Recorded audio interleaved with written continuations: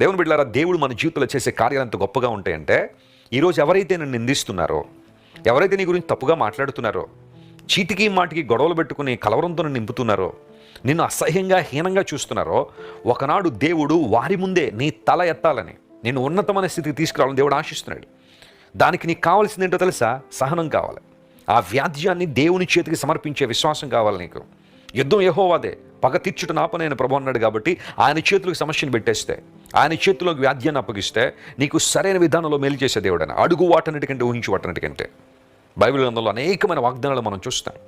హన్న దేవుని సన్నిధికి వచ్చి షిలోహులో తన హృదయాన్ని దేవుని సన్నిధిలో కృమ్మరించేసింది. తనకు ఒక అవసరం ఉంది. ఆ అవసరతను బట్టి అనేక మంది ఆమె నిందిస్తున్నారు. ప్రభు సన్నిధికి వచ్చింది, హృదయాన్ని కృమ్మరించేసుకుంది.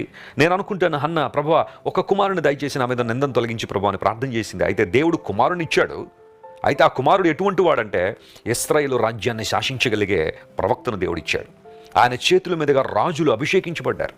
అనేక మంది ప్రవక్తలను సిద్ధపరిచిన సమూయేలు దేవుని కొరకు గొప్ప కార్యాలు చేశాడు. వీరోచితమైన జీవితాన్ని జీవించాడు. సాహసోపేతమైన కార్యాలెన్నో సమూయేలు ద్వారా దేవుడు జరిగించాడు. ప్రభునందు దేవుని బిడ్డలారా, ఈరోజు నువ్వు అడుగుతుంది కొంచెం అయి ఉండొచ్చు, కానీ ప్రభు నీ ప్రార్థన వింటున్నాడు. ప్రార్థించే, విశ్వాసంతో ప్రార్థించే, వినమ్రతతో ప్రార్థించే, దేవుడు నీ ప్రార్థన వింటున్నాడనే నమ్మకంతో ప్రార్థించే.